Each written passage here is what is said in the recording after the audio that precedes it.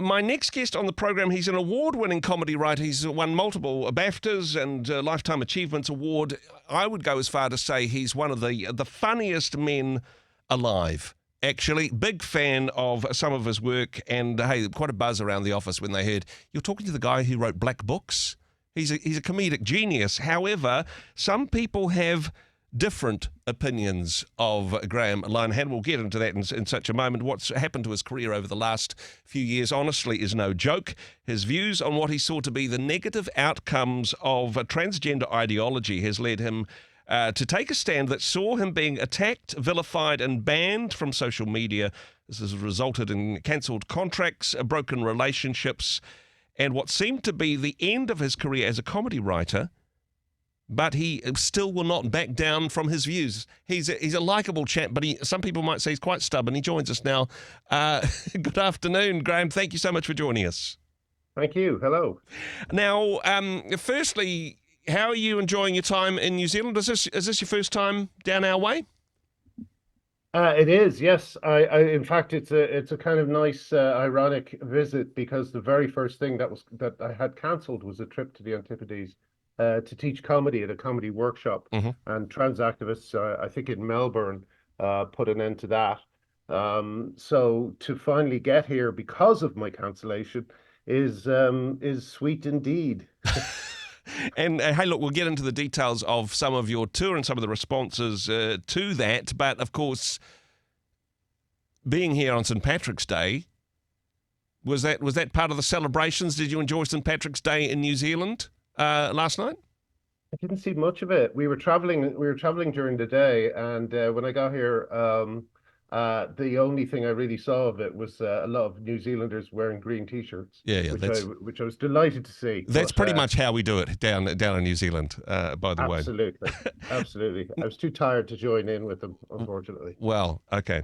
Now, talking about, I suppose, because your book Tough Crowd tells the whole story, not just where things took a bit of a dark turn.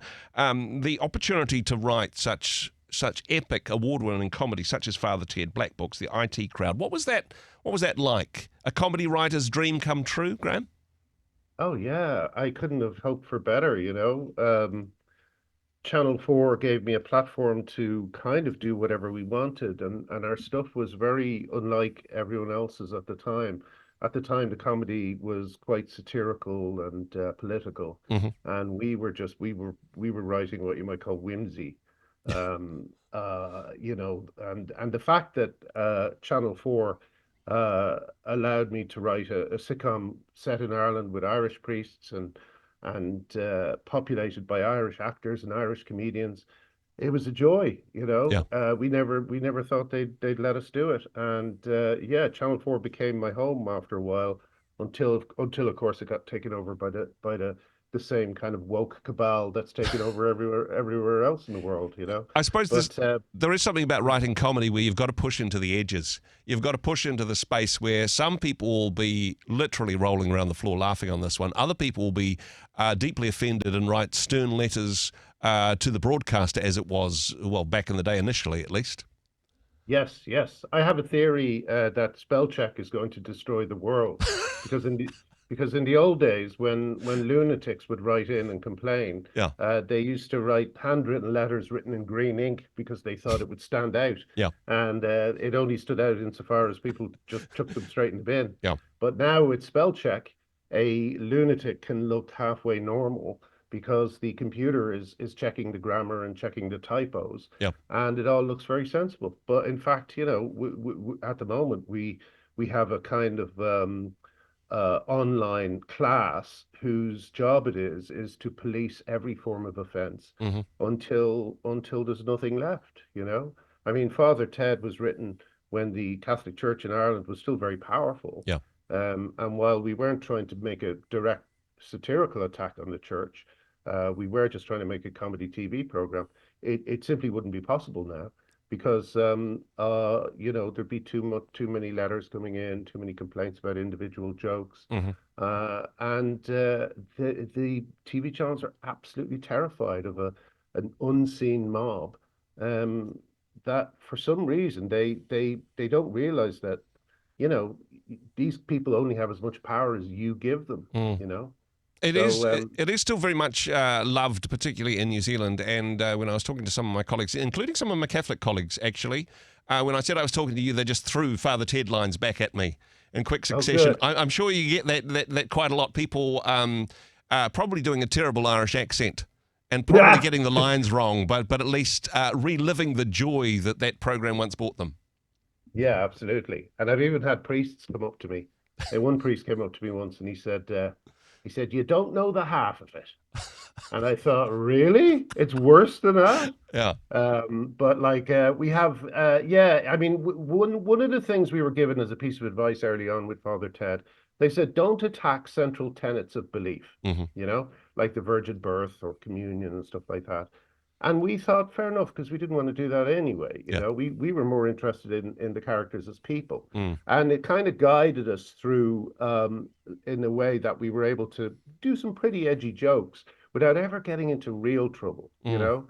So yeah, but I just don't think it would be possible now. I mean, talking about attacking what people believe, of course, from a perspective, some people would say that that's what you have done with your views on transsexuality. You've been attacking what people believe to be their core identity. Why did that become a thing for you? Why did this thing stand out as actually this is something which I'm going to comment on? This is something which I see as negative for society. Not just going to make some jokes about it. I'm actually going to start a campaign against this type of view. Yeah, well, first of all, I'd say it was never again about transsexuality Hmm. because I Yep. mean, I'm sure you know that the word transgender took over. Yeah. And transgender covers such a wider group of people that transsexuals have kind of become lost within it. Hmm. There's a incredibly high percentage of uh, quote unquote trans women who don't have any surgery and never have any intention of getting surgery. Yeah. There's like we saw, for instance, recently in a Planet Fitness gym, a woman lost her membership for complaining about a man in the women's toilets, Hmm. and he was having a shave. He was having a shave in the sink, Yeah. you know, and there was no question that he was even trying to look like a woman. Yeah. So essentially, what's the thing? There was a number of things that worried me, and the first was what was happening to children. You Hmm. know, I thought that like all these kids were undergoing these treatments that were experimental and that would certainly damage their long-term health. The second was that every woman who spoke up about it was having their lives destroyed. They were being threatened, sent death and rape threats, Hmm. and being brought up in front of tribunals and fired from their jobs.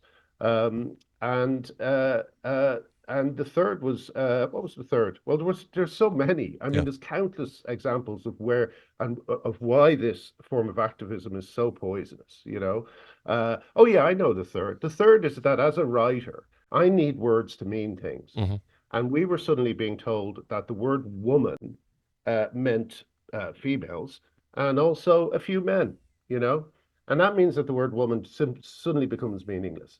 And I need words to mean things so I can tell jokes and people Yeah. will understand what I'm saying, you know, or the punchline won't work. You know what Mm. I mean? Yeah. So there has to be a baseline of reality. Two plus two always has to equal four, Mm. or we find ourselves destabilized and demoralized and confused. And it's one of the reasons why this debate is so difficult to enter into. It's not just the incredibly high temperature that the debate is held at. Yeah. It's also because the words are confusing, no one understands the jargon, and they don't feel confident enough to enter into it. So I'm afraid this is the second time I've used this quote today, but uh, David Mamet has a line: "Always tell the truth; it's easier to remember." Yeah. You know, Yeah. and that is why you find things like your former leader getting into such a kind of bafflement when Sean Plunkett asked him what a woman is. Mm. Once you lose touch with reality, suddenly these questions become incredibly difficult, you know? And so I just want to try and make sure that people know you can enter this debate, you can speak about these issues, and in fact you must, because the safety of children is at stake and the safety of women is at stake. When we look at what happened to you, though, I mean, in some ways, it's a cautionary tale, Graham. Be careful what you put your hand up for, because it has cost you a lot on this one. Some people would say, in terms of the cancellation, was this choices that you made? Is this something that you signed up for knowing what the cost would be? Or was this something that was done to you, in your opinion? Oh, it was certainly done to me. I mean, like, at the moment I started speaking about it, there was a series of harassment campaigns that took different forms. I was visited by the police 3 times. I was sued twice. I'm being sued again now by another trans rights activist. Yeah. All these things are meant to put so much stress on you that you will shut up. And being visited by the police terrified my wife. She didn't understand why I thought it was so important, Mm-hmm. and that put a lot of pressure on me. But the thing is, I genuinely thought, as soon as I started pointing out that children were being hurt, that women were losing their spaces in their sports, I thought everyone would be just go, oh, how can we help? Yeah. And in fact, for 6 years now, I've been isolated. Not by, like, there's been plenty of feminists and brave women and men Mm-hmm. on my side, but they're mostly ordinary people who come from all different walks of life. But no one in my former career who could have helped spoke up and said, well, Graham Linehan's not a bigot, and of course women need single-sex spaces, and of Yeah. course children shouldn't be experimented on. I thought those things would be natural for people to say, but it was silence, dead silence. Your former colleagues, the people that you worked with, the people that certainly you got writing commissions from, the people that you respected and felt that you respected you, pretty much all Yeah, turned away? yeah, they just disappeared. I have a story in my book. We wrote a sketch about a guy who's a leader of an army, and he makes a completely unintelligible speech and shouts, "Charge!" And no one runs after him because they didn't hear what he said. That's kind of what happened to me. Yeah. You know, I yelled, "Charge!" And when I looked to my left and right, there was no one with me. Yeah. And the reason that I was so confident was because I was surrounded by all these virtue signaling celebrities Mm-hmm. who swore. They all had T-shirts that said, "This is what a feminist looks like." Yeah. You know what I mean? And they all would describe themselves that way. But when the crunch came to the crunch, they abandoned women, and worse, I think, is they abandoned children. Yeah. A lot of the men who were my colleagues, they have daughters, and any one of their daughters could be a victim of this movement. Mm. And yeah, I think that we've now finding last week the WPATH files were released, and we're now finding that the whole of so-called quote unquote transgender medicine was built on lies and making it up as they went along, and guesswork, and really it's a live experiment on children. And soon this first generation who've had their health and bodies destroyed, who are permanent patients, Yeah. they're going to realize what was happened to them, and there's going to be a hell of a reckoning, I think. To pick up your wife's point on this one, though, she was surprised, perhaps confused as to why this was your fight to have. Why is it that this man that I married is determined to destroy his career, to destroy his ability to earn any money for his family?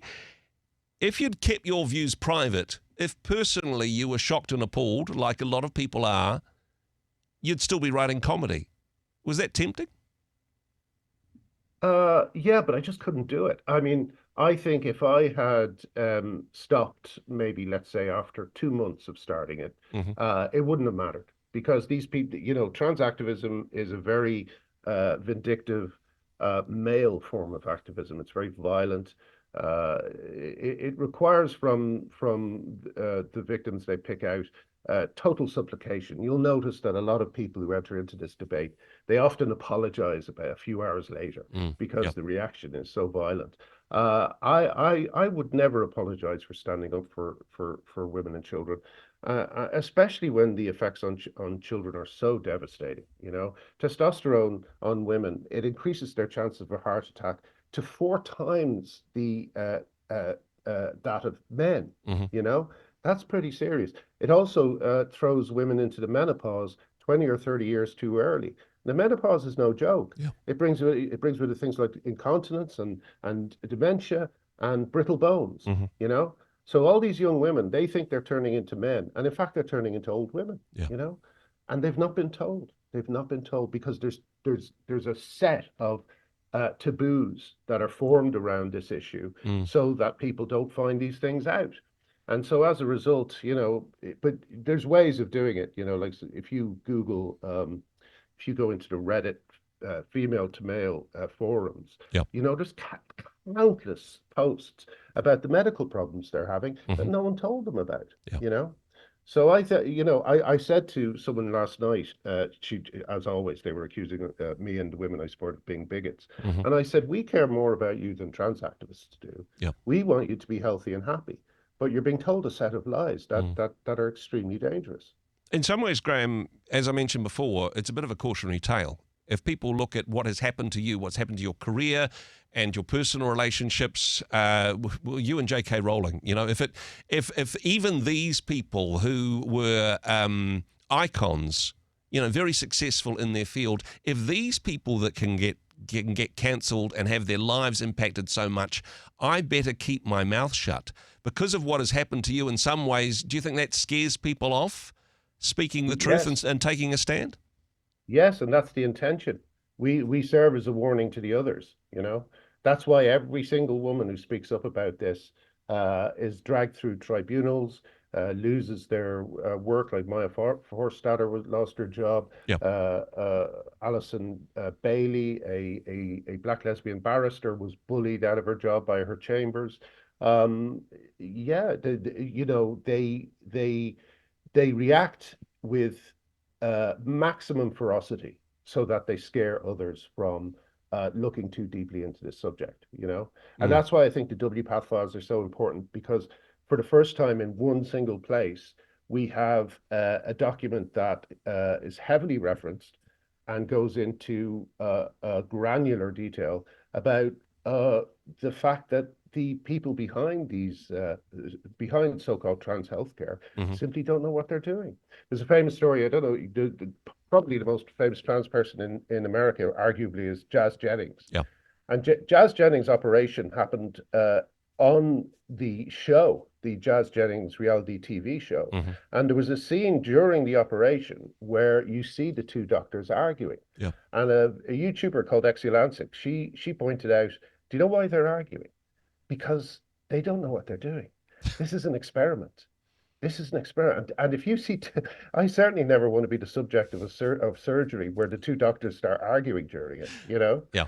And of course, 2 or 3 days later, the whole, let's say, apparatus he had placed down there exploded, and he was in intense pain. And now he's obviously unhappy, incredibly overweight, and he's not dilating what happened down there, so it's in danger of sealing up. Yeah. It's a horror show. It's a horror. It's like I described it early on, and this is one of the things I got into trouble for, as a Cronenberg movie, and that's what it is. It's body horror, and it's happening. It's not, as with what happened on October 7th. It's not happening behind closed doors. They're filming it and putting it on TV.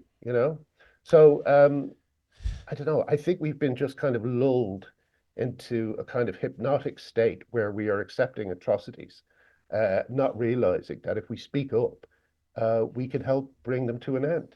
Graham, it's almost impossible to have a calm conversation about this topic, especially on social media. Why do you think that is? Again, I just think that the temperature to entering this debate is kept deliberately high so that people get scared and they keep their mouths shut. And look how effective it is, Most of the accounts who I engage with are anonymous because they're often ordinary people who, if they're found out, the letters to their employers will start flooding in. Yeah. People talk about me not being cancelled because I'm on a book tour and stuff like this, but I represent a huge amount of men and women who have spoken out and have suffered terribly. But because they don't have my profile, and because they haven't written a book, their stories don't get out there. So I thought that one of my duties was to try and tell their stories. Well, you're not allowed to write comedy anymore, so in your spare time, you're just writing about something you've become passionate about. And hey, maybe the strategies of the trans activists have backfired in that regard. This is as you mentioned, this is a very difficult situation to navigate. It seems that we have ended up in a very trans-positive world.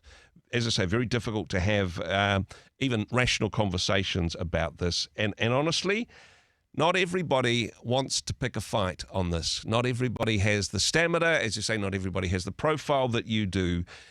But if there are people listening to this or watching this at the moment that are concerned about what is happening in this space, what advice would you give to them? I would say just do whatever is safe for you and your family. You know, if I could go back, the only thing I would do differently is I would ensure that I had another source of income lined up.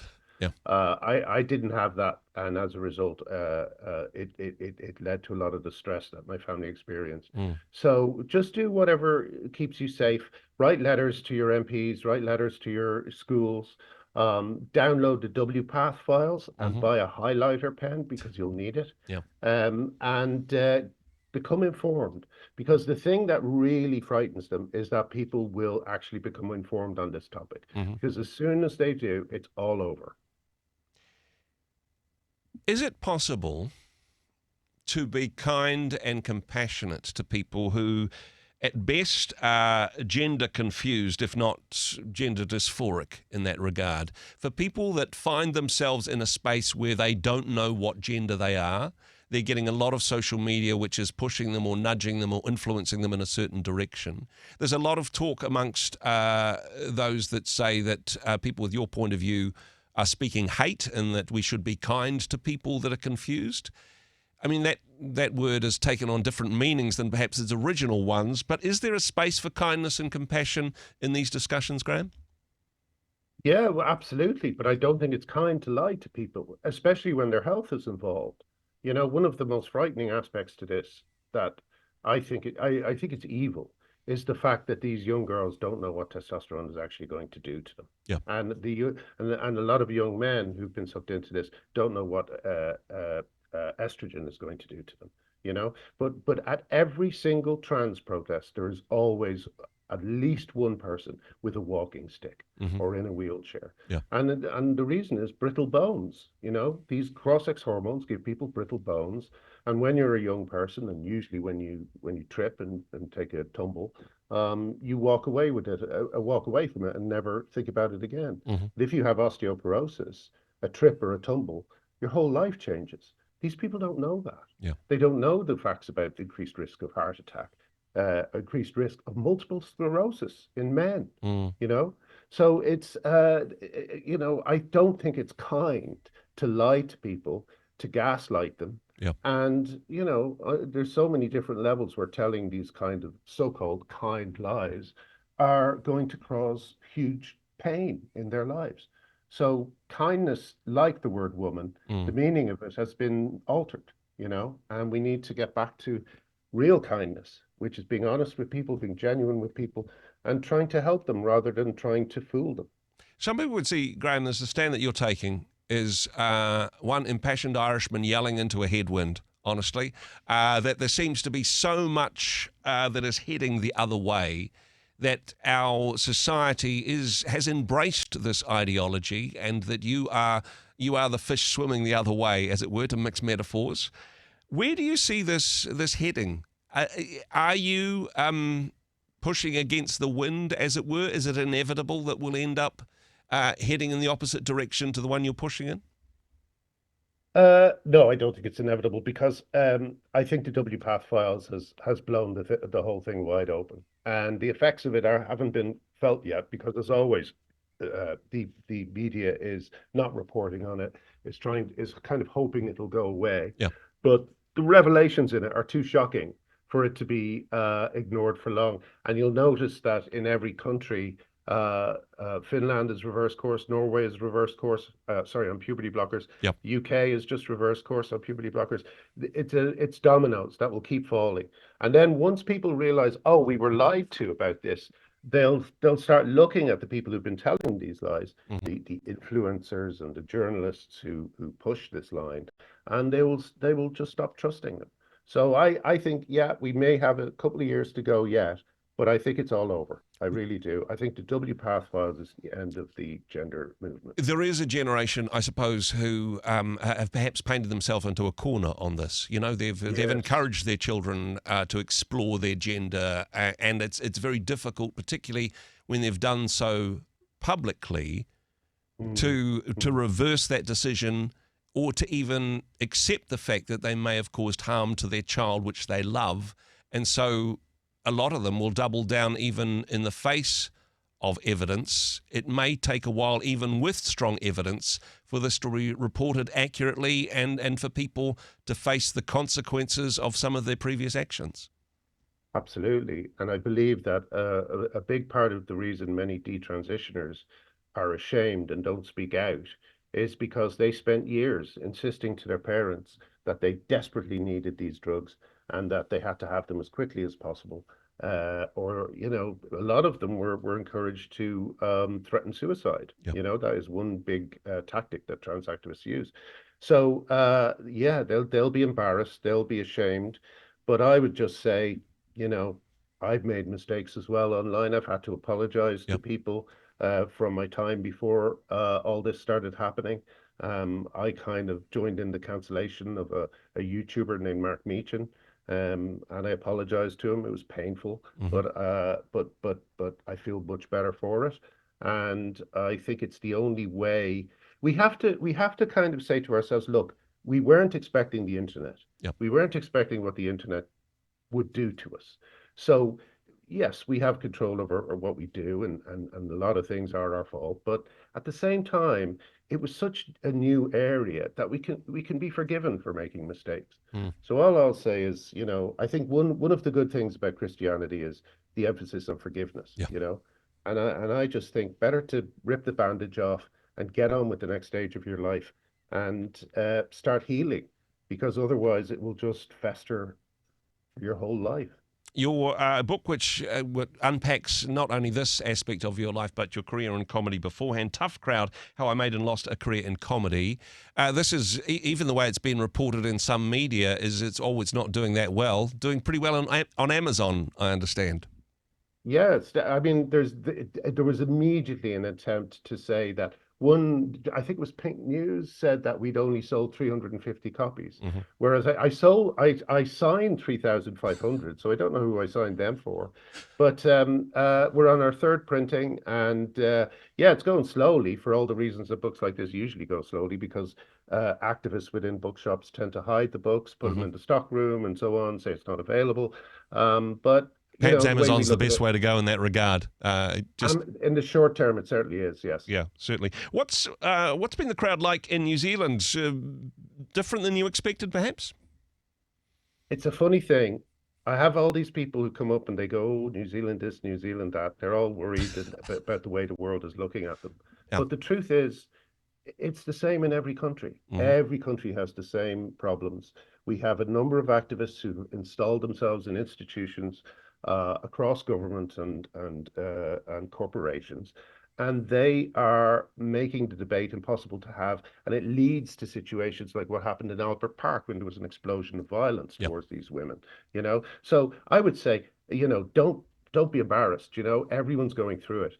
And I have to say, the people I've met here, I don't know. I said to them when I met them, wherever you go in the world, turfs are brilliant fun, and just the loveliest people in the world. And I've been welcomed every city I've come to, and I'm having a wonderful time. Maybe that's the title of your next book, Turfs Are Brilliant Fun. I'm sure that would be a bestseller in that regard. Now, is this your thing now, Graham? Is this what you've been ordained or called to do for the rest of your life? Do you see? Oh, look, I'd love to get back into writing comedy again, or is this your purpose now? I suppose.